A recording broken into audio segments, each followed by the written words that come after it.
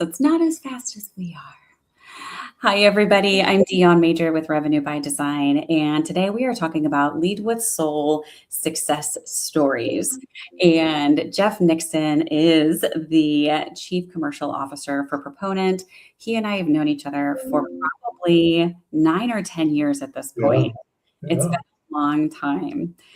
And Jeff graciously gave his time to be interviewed for my book coming out, Lead with Soul. And with that, we wanted to bring some of the stories and some of the content and context that he shared with us, which is so important as leaders. We wanted to bring that to life for all of you. So Jeff, thank you so much. It's been my pleasure getting to know you. I love the work that you do. I have a soft spot in my heart for everybody at Proponent. And so thank you for that. Thank you for agreeing to be interviewed for the book and sharing what you did. I thought it was not only, I think we talked probably a couple hours about this topic. And so it was inspiring to me to write the book. And hopefully what you're going to share today is inspiring to others as well to really grab their leadership methodology and dial it in for their teams because it's important. Sure, absolutely, yeah, no, and it was my privilege to be a part of your process of writing the book. I always find those things both just fascinating and to see how people go through that creative process. That's not a gift I think that I possess, in large quantities. Yeah. So it was great to see you go through that process, and it was a privilege to just share my story, and hopefully that inspires others to think about their gifts and talents, where they're at in their journey of professional growth and development, quite frankly, probably personal growth and development as well.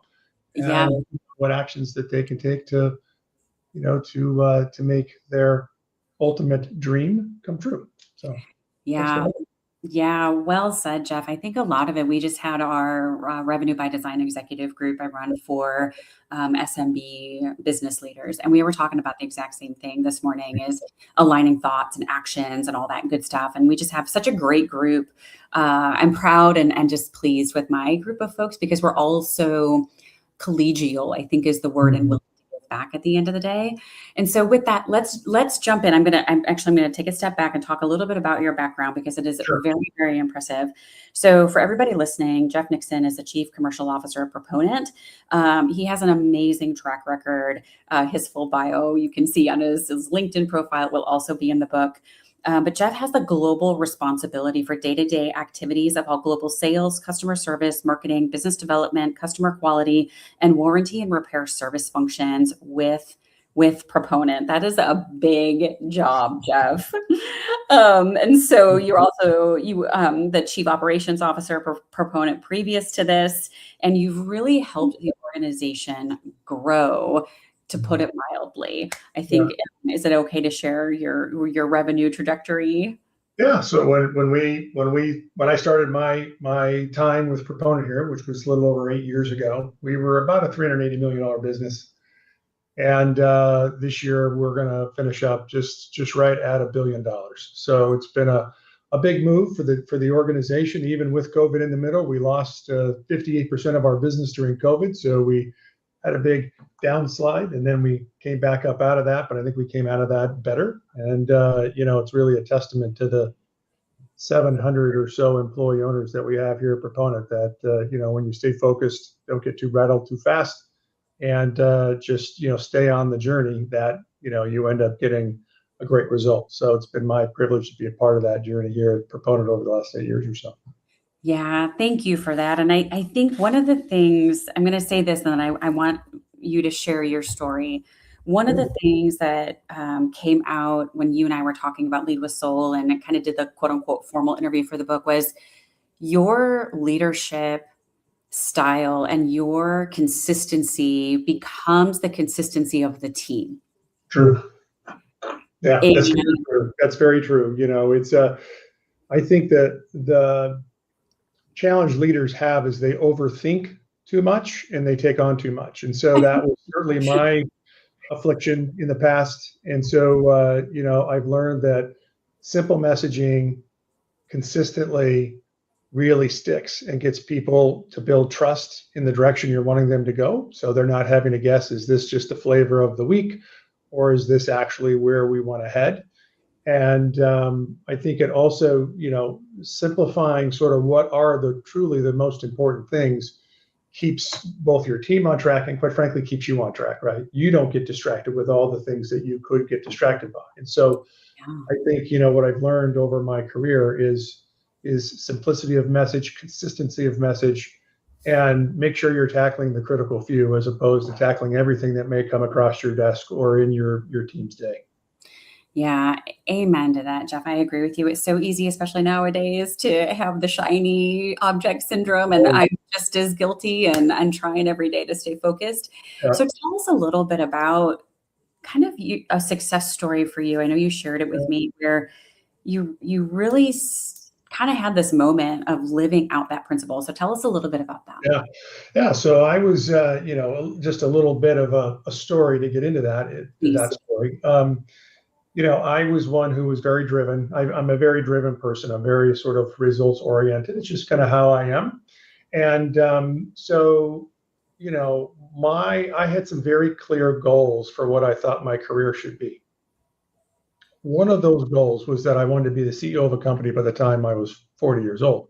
I set that goal when I was about 24 or 25. And so everything I did was sort of driving towards that eventuality that I wanted to be a CEO by the time I was 40. And so I was, really sort of getting there by being a command and control leader. I had a certain formula of individual success. Yep. And I thought that formula of individual success was what I needed to continue to be a successful leader and get to that ultimate goal, which for me was, a certain position of leadership, if you will.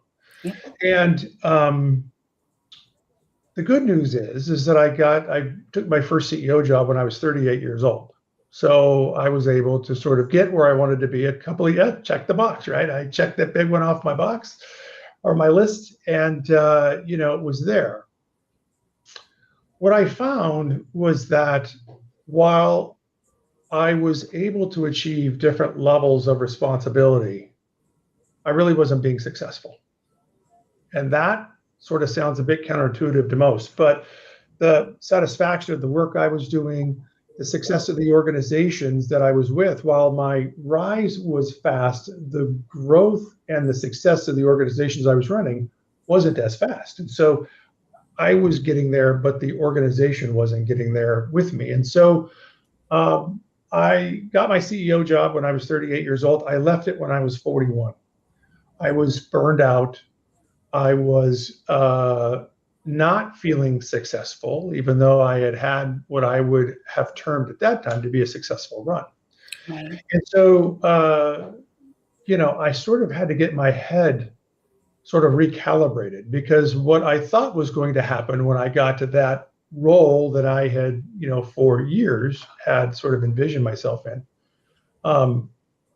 that was not what I was expecting. It wasn't the outcome that I had expected once I got there. And so, as I shared with you, I took about 3 weeks and went on a road trip and, kind of try to get my head clear, just myself driving all across America and just simply getting clear on the question, do I still like what I do? Do I still want to be?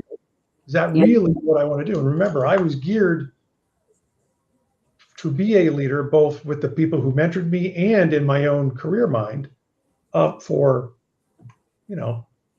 15, 20 years. Yeah. So I came to the conclusion on that road trip, somewhere in the hills, that I liked being a leader, but I needed to change the way in which I was a leader, how I showed up. And that's what got me thinking about this idea of servant leadership. So my success story really starts from that point where I move from being a command and control leader to a servant leader. Now, that change takes time, right? Yes. There were a lot of biases and behaviors and beliefs I had within me that I had to work through over time. Quite frankly, I still consider myself still on that journey of being really the servant leader that I want to be at the end of the day. I've made lots of progress, I think, and I'm saying that in a very humble way. Yep. but there's still work to be done. So I still consider this sort of a work in progress. Yeah. But it was really sort of having that epiphany that really becoming more of a servant leader, as I like to say, be the person who puts the wind in the sail of others, I think is really sort of that philosophical turning point that I needed to get through and then commit to, right? So I could say, oh, that sounds great. And that's what I want to do. Yay for me. But you then have to commit to the journey of actually changing yourself so you can change the outcomes that you have. And so, I've really, over the last, that was, 16, 17 years ago, I had to wrestle with and still wrestle with at times, sort of a series of simple questions, which is what is a servant leader? Yep. So what does that mean, right? When I say servant leader, how does that show up and how should it show up for others? Right. And they can actually see that in me, right? It's not just talking about it, but they feel it, they see the presence of it, and they can rely upon it. Yeah. Because once they have that trust and confidence in who I am, they have more trust and confidence in doing what they need to go do, right? Without having to look back and wonder, is this really what he means? Right? Mm-hmm. So I think that was really key. How do I build trust in others in a different way?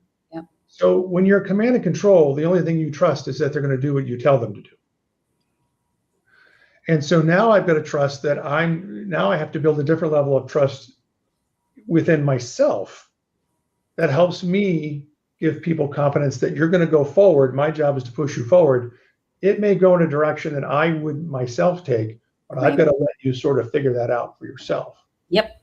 And then lastly, as you get this servant leadership role, I think sometimes when people hear servant leadership, they think that's a passive level of leadership. It's actually not.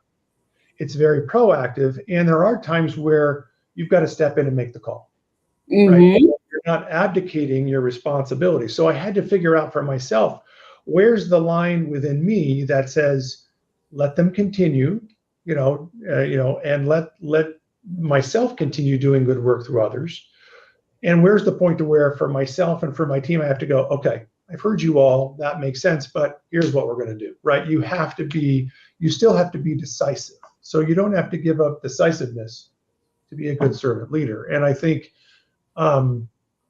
once people understand that and being transparent about that with your team, that this is my style, this is my approach, this is what my expectations are of you, and my job is to put the wind in the sail. But when I do that, you now have an obligation to use that wind in a way that helps, forward your work, the work of the organization, the things we want to do to grow our business and build relationships. So that was kind of the big turning point. And I think that journey has sort of had stages. Mm-hmm. As I think of myself, it's sort of, I've had these stages where, I've had to sort of consciously sort of step back from things or consciously not tell people what to do. Yep. I've had to build a circle of people who I trust, who will call me out when I do that. Yep. And it doesn't seem to comport with what I'm saying or wanting. Yeah. And those, by the way, those people can be in your personal life and in your professional life. It doesn't have to be just people you work with. Yeah. I still have mentors, even what I would, with a smile on my face, say this late stage of my career.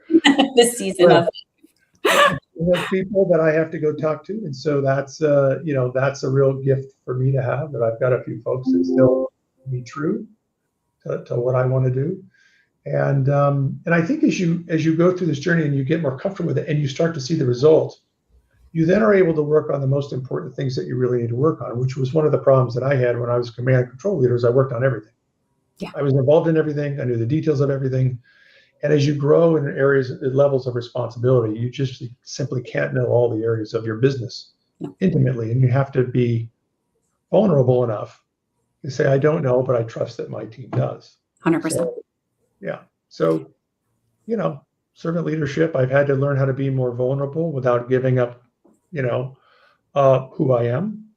I have to be more honest, actually, with people than I think I had to before. I had to be more transparent, more honest.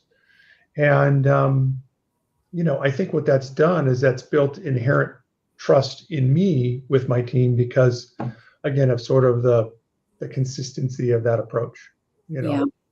Yeah. So yeah. Yeah. So Jeff, I so much of what you just said has just got my brain going. As you well know, we've talked about this for so long. And so one of the couple of things I hear you talking about, if I had to theme it out in my head, is you're talking about consistency. You're talking about how are you walking the walk and talking the talk. I think what else I hear you saying is discernment. Mhm. And that was my first place word. My number one word of the year this year was resilience, and which is not only for plants because I kill those, but Yeah, it's really for are we not pivoting because I think that word was overused, but yeah, are we evolving in yeah, such a way? yeah, And then the second place word was discernment, yeah. and I think that's the muscle that people don't teach us, to your point. And it's easy to go black and white and say, oh, I'm a servant leader and I abdicate all these things versus I'm going to use my discernment muscle to figure out when, how, and why I make decisions and how I let my team know that. Can you add on to that a little bit? How did you Yeah, kind of no, I actually think you're right. I think both those words are connected, right? I mean, again, this is where, becoming a servant leader um, is uh, is a process of success and failure, right? And to me, the only failure you have is not learning. So to me, really, the outcomes are success and learning. And if you don't see either of those two, then it's failure. Then because you haven't picked up anything along the way. So it's an iterative process. yes, And so, but you have to be discerning so that you can be, more engaging, more authentic, and focus on the things that you need to work on, right? But at the end of the day, you have to stay with it, right? You have to keep moving forward. And it sounds like a simple idea, but it's awfully hard to do because those biases and behaviors and beliefs want to pull you back, right? 100%. They want to take you to a place where in your mind you think is safe, but Hmm. that's actually not safety. Safety is forward, right? Yeah. I tell you that I tell I have a simple analogy for my teams. I've used the same analogy with my children, which, no great story of humankind is absent the element of forward movement. 100%. So if Yep. you think of any of the great stories of humankind, whether they are political or religious or historical or, pick one, athletics, there is always something to overcome to get to a better place. Yep. And you only do that if you go forward, right? So I really embrace that. That's how I view myself. That it's in my journey of learning and of my journey of being a better leader and inspiring that in others is to say you've got to keep moving forward. Even if you didn't get the result, you've got to keep moving forward. Learn from it and move forward. But Yep. don't stop. Nothing Yeah. happens great. Nothing great happens when you get stuck in the mud. You got to get out of it.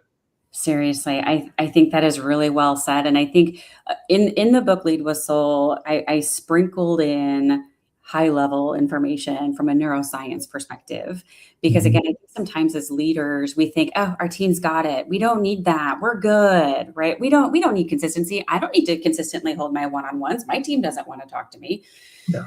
and I get it, you know what I mean? But it's I think a couple of things to talk about that from a neuroscience perspective is when we are doing something new, our brain sees it as a threat and pulls us back, which is why Mhm. comfort is the exact opposite of forward movement. And I think to your point too, there's a way to not trick our brain, but talk ourselves into it at the end of the day. Mhm. And so I love the fact of what you're talking about is being kind of the goose in there, right? Like to just kind of goose people along a little bit to keep them going. And Yeah. mindset, the Yeah. consistency of mindset, the more consistent we are, the safer we feel, right? Some people don't like the term psychological safety, and I'm not a big fan of it either because I think it's a blanket term that does Sure. injustice Yeah. to the amount of work it takes to be an effective leader and good and not quite frankly an ass, Yeah. right? Yeah. Yeah, absolutely. And you have to have the endurance of the emotional up and down you're going to feel, right? Yes. It's funny. I'm doing right now a sales training for my group around the world. So I just came back from Europe last week. I'm heading to Asia on Sunday to do it with my Asia team, and I I did it with love it. my Americas team a few weeks back. And I've told them that the whole point of the training is not to teach them a new skill. We've done a lot of that over the last 2 years, Correct. but it's actually using the skill. And I'm going to challenge your biases, your beliefs, and your behaviors in a way that is going to make you feel uncomfortable. But it's in that discomfort is where learning and growth actually takes place. And Oh, so it's funny, and so part of this training is actually videotaping them doing mock sales calls. I love And it. so it's a 4-day program, and they see what they look like on the first day, and they see what they look like on the fourth day, and they see a marked difference in that. But I can tell you, Dionne, the first day they're feeling pretty good. By the end of the second day, they don't feel so good at all, and wonder, No. why are we being so mean? But I tell them stay with it because by the fourth day you'll see the result. And so we have that as leaders too, right? We see ourselves a certain way, and then it gets challenged and it's going to force us into a place that we're not comfortable with. But we've got to have that grit and determination to come back out of it, learn from it, apply what we're learning in a way that's different than what we've done. And then from there, we're going to see a much different result. So my journey of servant leadership was, okay, I believe. And I was like, okay, rah, rah, let's go do this. And then I actually started doing it. And man, did it feel terrible and uncomfortable. And then 100%. kind of got out of it a little bit. And then something else challenged me. And I had to go back down into the hole again and come back out again. So it's this constant up and down. But when you look at it over time, Yeah. your ability to be effective comes this way, right? It is a consistent upward trend. And so I see where I am today. And I say this again in a humble way. I look at kind of like what I did with my seller and said, here's day one, here's day four, take a look. Well, I look at here's where I was 16 years ago, and here's where I am today. I see the difference that I've gone through in the transformation. And so now in this stage of my career, my job is to help teach others how to do the same. Yeah. Which was just really the timeliness of our conversation and you writing the book. Yeah. Because I'm at a stage now where I know that I'm closer to the end of my career than I am to the beginning of it. Right. So I feel an obligation to sort of share my experience and let people do with that what they may, right? Again, how can I share my experience and maybe put a little bit of wind in somebody's sail? Yep. And maybe that pushes them forward in a way that's a little different, a little bit more fulfilling. Yeah, I love it, Jeff. I love what you're doing. Thank you for saying that. Thank you for being the wind in somebody's sail today, for sure. So thank you for joining us, everybody. As you can see, I don't know about you, but I love my network, and that's such a clinical term for the collegial relationship that you and I have, that we all have. So please feel free to reach out to Jeff, connect with him, make sure you get on the wait list for Lead with Soul. We're in the final round of editing. My editor is not happy because I just wanted to change the entire cover. So we're going through that. But the book, you can get on the wait list for it. It will be coming out shortly. It will be hard copy as well as an audio book. And to what Jeff is saying, this whole book, the whole premise is to help us as leaders articulate our values and our operating rhythm and our standards of excellence that we are holding ourselves and our team accountable to. Because without that, they're just words and it's just noise. Yeah, absolutely. Yeah. Start with yourself, right? That's what I tell my team all the time. Start with yourself. Always, always, always. So thanks, everybody. We appreciate it. Jeff, thank you so much. And we will see everybody soon. Wonderful.